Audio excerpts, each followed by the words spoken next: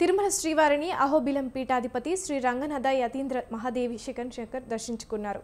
ఆలయ మహాద్వారం వద్దకు చేరుకున్న యతీంద్ర స్వామికి ఆలయ అధికారులు స్వాగతం పలికి దర్శన ఏర్పాట్లు చేశారు. అనంతరం రంగనాయకుల మండపంలో ఆలయ అధికారులు పట్టు వస్త్రంతో సత్కరించి స్వామివారి తీర్థ ప్రసాదాలను అందజేశారు.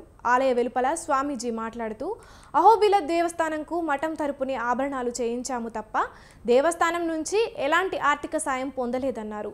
గుప్త నిధుల కోసం తవ్వకాలు జరగలేదని స్పష్టం చేశారు. అన్నమాచార్య మా అహోబిల మఠం ప్రధాన శిష్యుడు.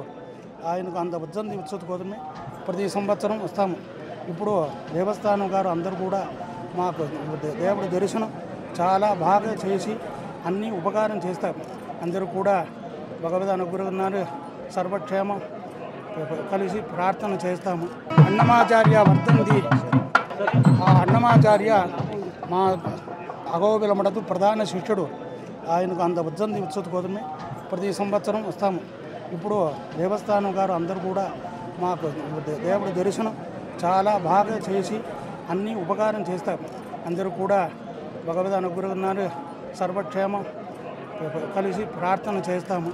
అన్నమాచార్య వర్ధంతి. అన్నమాచార్య మా అహోబిల మఠం ప్రధాన శిష్యుడు. ఆయనకు అంత ఉజ్జంతి ఉత్సవం కోసమే ప్రతి సంవత్సరం వస్తాము. ఇప్పుడు దేవస్థానం గారు అందరూ కూడా మాకు దేవుడు